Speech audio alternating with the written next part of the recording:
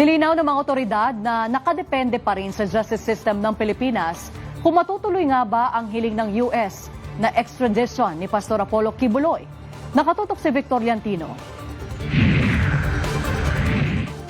Naipasa na ng Department of Foreign Affairs sa Department of Justice ang hiling ng US State Department para sa extradition ni Pastor Apollo Kibuloy. Ayon kay Philippine Ambassador to the United States Jose Manuel Romualdez, magsisilbi lang silang messenger ng proseso. Nakadepende pa rin sa justice system ng bansa ang magiging kapalaran ng pastor dahil sa kanyang kinakaharap na kaso sa Pilipinas. The Philippine courts are the ones that will decide on, of course, the pending cases of Pastor Kibuloy here in the Philippines. But the United States, of course, is very eager to find out how quickly all of these things can be resolved. Sa ilalim ng batas, mas bibigyan ng prioridad at uunahin muna ang mga lokal na kaso sa Pilipinas bago ang anumang hakbang para sa extradition.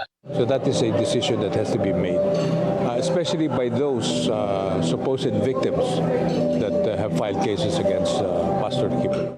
Matapos matanggap ang formal transmittal mula sa DFA, agad na inumpisahan ng DOJ ang evaluation batay sa umiiral na extradition treaty sa pagitan ng Pilipinas at Amerika. Ayon kay DOJ Secretary Frederick Vida, bibigyan ng kagawaran ng due prioritization ang susunod na proseso para matukoy kung may kinakailangang hakbang sa mga lokal na korte. We will fact check everything, no, and we will validate based on the existing treaty we have with the United States, which is we have an existing extradition treaty and we have processes before the courts.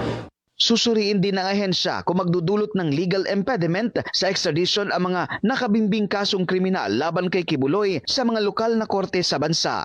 We will take all facts in consideration, the pending cases, the complaints, the pending complaints. Tiniyak naman ng Department of Justice na sa oras na matapos ang kanilang masusing evaluasyon at konsultasyon sa mga pending cases, kagad na ipapaalam ng kagawaran sa publiko ang magiging penal na aksyon ng gobyerno.